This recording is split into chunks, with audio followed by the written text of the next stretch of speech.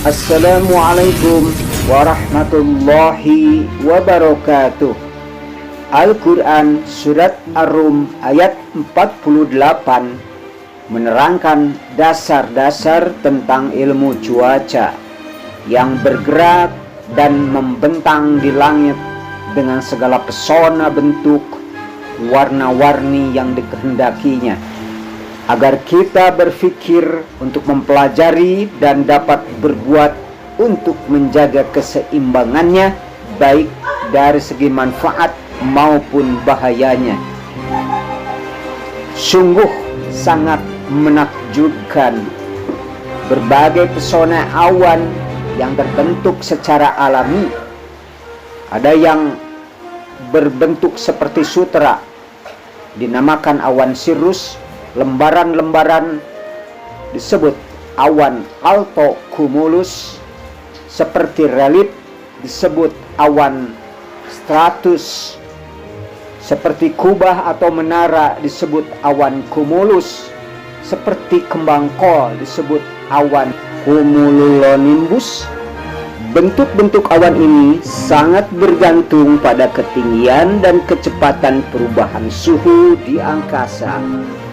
Ketika di malam hari, awan terlihat seperti warna putih, terdiri atas warna-warna pelangi dan warna biru yang sering dijumpai di langit.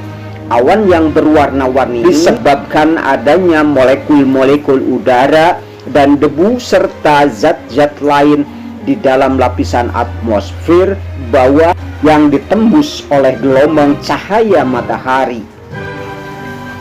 Warna awan di angkasa dapat menandakan keadaan cuaca, yaitu cerah, mendung, gelap, dan bahkan bahaya.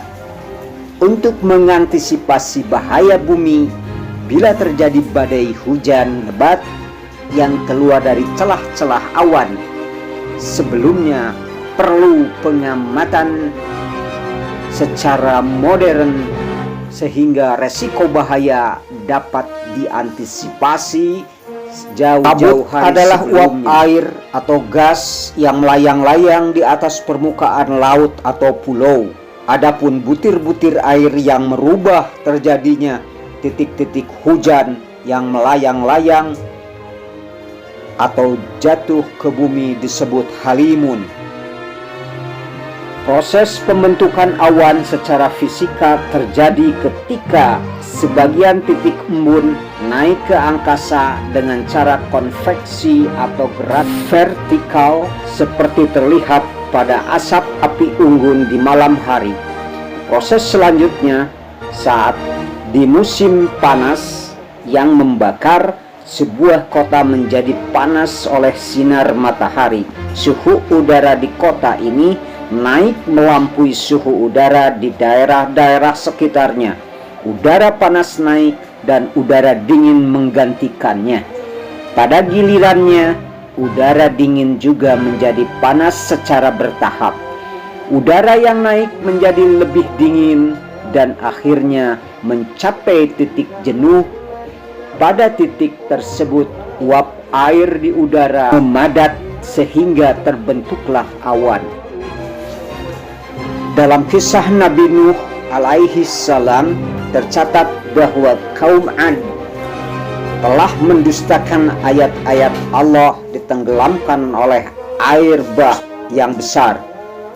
Hal ini disebabkan awan yang dikirimkan oleh Allah Subhanahu wa ta'ala berupa awan hitam pekat bergumpal-gumpal pada ketinggian rendah atau disebut awan cumulonimbus yang membawa hujan besar dengan disertai angin ribut yang terjadi terus-menerus. Akibatnya timbul banjir bandang di seluruh permukaan bumi dan tidak ada satupun makhluk yang selamat.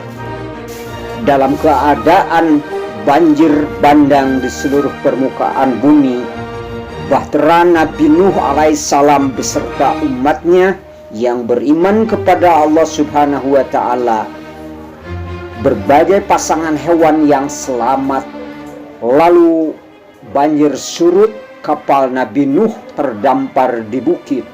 Kesemua itu sejak mulai dari pembuatan kapal, tanda-tanda akan turun hujan lebat, hingga terdamparnya kapal Nabi Nuh alaihi salam tersebut diatur atas petunjuk Allah Subhanahu wa Ta'ala.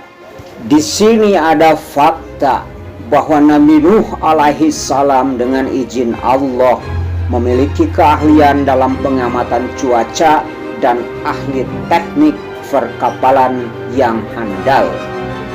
Sebagai seorang muslim seharusnya menyikapi kejadian alam seperti ini seperti pembentukan awan berulang-ulang setiap saat sepanjang tahun. Maka seharusnya setiap kaum muslimin berdoa dan berzikir kepada Allah Subhanahu wa Ta'ala dari keburukan awan yang dikirimkannya. Rasulullah Shallallahu Alaihi Wasallam melihat awan datang dari salah satu ufuk, maka dia meninggalkan apa saja yang sedang dilakukannya walaupun dia sedang sholat, hingga dia menyongsongnya seraya berdoa, Allahumma inna na'udzubika min syarri ma arsalta bih. Ya Allah, aku berlindung kepadamu dari keburukan yang kau kirimkan melalui awan ini. Sekian pembahasan mengenai awan. Terus tonton video pada episode selanjutnya. Semoga bermanfaat. Wassalamualaikum warahmatullahi wabarakatuh.